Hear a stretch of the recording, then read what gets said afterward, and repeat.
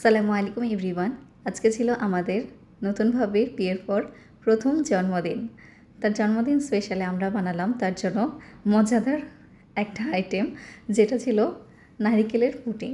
নারিকেলের পুডিং বানানোর জন্য প্রথমেই নারিকেল কোড়ানো নিয়ে তার মধ্যে ভেঙে দিয়ে দিলাম চারটা ডিম।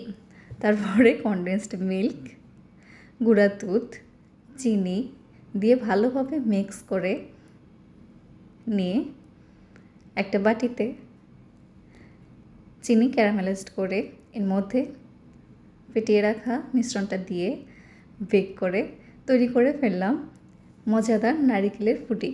এই রেসিপিটি আপনি ট্রাই না করলে একদম বুঝতে পারবেন না এটি যে কতটা ইয়াম্মি ছিল। আমাদের বাসার সবাই এটা খুবই পছন্দ করেছে আর এই রেসিপিটা খুবই মজাদার ছিল। তো বাসায় একবার হলেও এটা ট্রাই করে দেখবেন। Thank you.